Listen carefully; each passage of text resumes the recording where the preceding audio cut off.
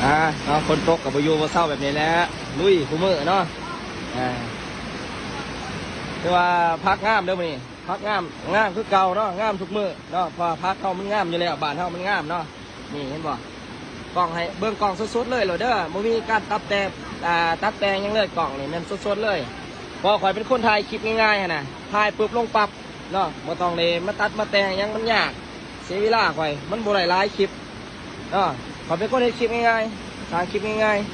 ๆทั้งเดือนนะครับว่าโอ้จะขึ้นมาเฮ็ดคลิปมือหนึ่งใน30 คลิปย่านคลิปเบิร์ดคลิปข่อยมุ้ยมือเบิร์ดดังเนาะ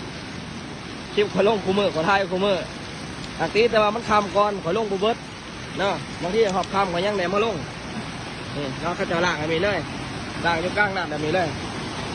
นี่สะดวกสบายนี่บอกมาทำงานนี่กล่องสุดๆเลยเบิ่งกล่องสุดๆเลยเด้อปล่อยพักไลพักสิไลก่อน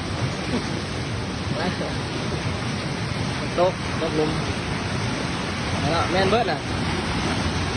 ให้ลูกยางไว้ก่อนนี่ถ้ากระลากอันนี้แล้วนี่งามๆขึ้นกันเนี่ยตัวนี้กระลากแล้วขึ้นกันนี่เบื้องไปซ้ายนี่แหละคึกๆนี่น้องเลยสมบูรณ์บาทตัวท่านนั้นก็เกี่ยมหยัดกันเนาะเกี่ยมมอสิแล้วพากันซอยกันล่าง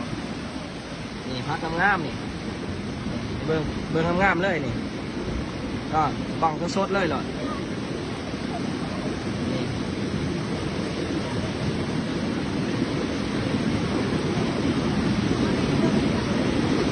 งามพี่น้องเลยตายซ่าๆเบิ่งแบบสมูทหรอแบบโซโล่แบบโซโล่เลยนี่แหละเนาะจะลอยขมิ้นแล้วนี่ยังสีมาอีกได้นี่ลายเจ้าอยู่ได้นี่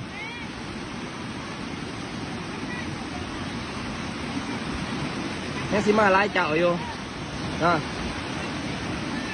นี่ก็ลายเจ้านี่ก็เจ้านึง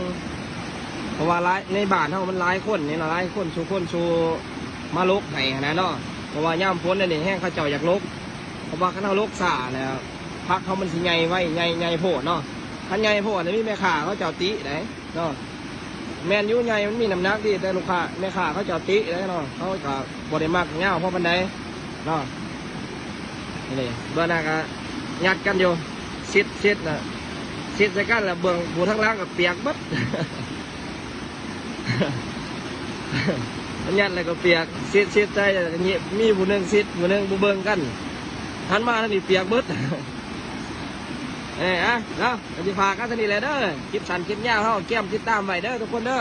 เห็นว่าวันนี้ฝนมันตกกะสิบริออกไปคลิปน้องแล้วกะสิงานมาอันนี้แหละถ่ายคลิปถ่ายย่างลงแต่ละมือให้เบิ้งเนาะก่อนเช้าสิ